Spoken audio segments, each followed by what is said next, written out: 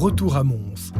Les 5 sens sont à l'honneur dans la région de Mons à l'occasion de la préparation de la capitale culturelle 2015. Autour du projet, un véritable réseau d'associations, des artistes et une infrastructure culturelle digne de ce nom de capitale.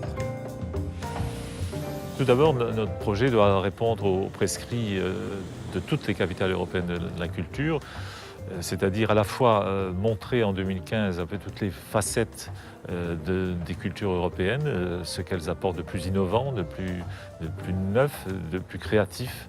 Et en même temps, et c'est ça tout l'enjeu, nous devons montrer aussi comment les créateurs, les citoyens, les associations de Mons et de la région participent à cet élan. C'est organiser cette grande rencontre entre l'Europe et Mons et sa région. Ça, c'est vraiment le défi à relever. Clairement, Mons croit en la culture, croit au tourisme comme élément de développement économique. Une fois que ce public est dans la ville, on voudrait présenter une ville tournée résolument vers l'avenir, arc-boutée sur ces entreprises dans le domaine des nouvelles technologies et vraiment mettre cette création en évidence. De Mons, nous partons pour la Tudinie. À quelques kilomètres à peine du pôle culturel et éducatif de Mons, nous nous concentrons volontairement sur 2 zooms, Lobe et Thuin. La porte de la Tudinie est ici.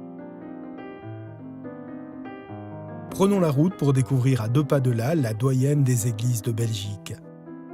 La collégiale Saint-Urs-Mer de Lobe est inscrite depuis 2001 au patrimoine exceptionnel de la Wallonie.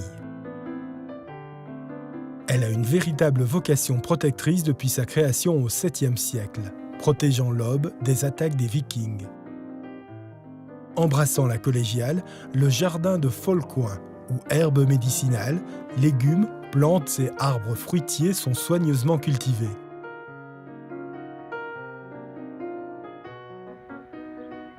Direction Thuin, cité médiévale aux ruelles charmeuses.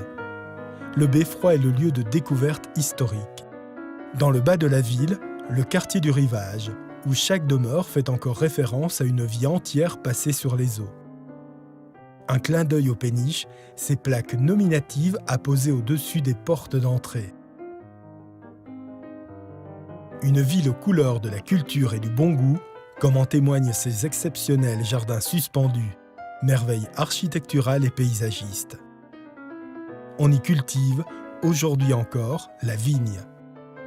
Les pentes offrent une merveilleuse exposition aux raisins et les nombreux murets le protègent des vents mauvais.